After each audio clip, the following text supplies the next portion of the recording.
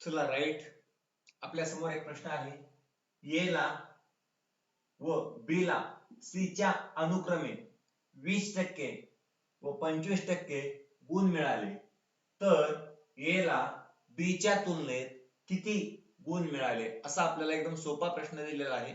आणि याला आपण सोडवणार कसं, एकदम आपल्याला पाहायचं इथे डायरेक्ट घ्यायचं ए ची टक्केवारी, ए ची टक्केवारी गुणाकारामध्ये आपल्याला काय घ्यायचं, 100 घ्यायचं. या ठिकाणी आपण हे कंपल्सरी 100 घ्यायचं आणि भागाकारामध्ये आपण फक्त बी ची टक्केवारी टाकून द्यायचं. बी ची टक्केवारी. आता आपल्याला याला सोडवायचंय. ए ची टक्केवारी किती आहे, ए ला किती आहे त्या जागेवरती 20. हे 20 आपण जशाला तसं घेतलं. आता आपल्याला बी ची टक्केवारी सांगितलेलं आहे. बी ची टक्केवारी किती आहे पाहायचं आणि गुणाकारामध्ये या जागेवरती कंपल्सरी 100 दिसतं ते आपण जशाला तसं टाकलं. बी ची टक्केवारी किती आहे 25. या जागेवरती हे 25 आपण टाकायचं. आता हे ज्यावेळेस आपण टाकतो हे सोडवायचं. हे सोडवलं की आपल्याला आपलं उत्तर मिळून जातं. आता आपल्याला 5 न भाग जातो.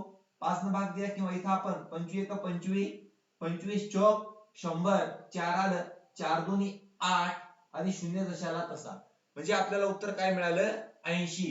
हे आपलं फायनल उत्तर असणार झालं. एकदम सोप्या पद्धतीमध्ये या पद्धतीने आपण या प्रश्नाला सोडवू शकतो.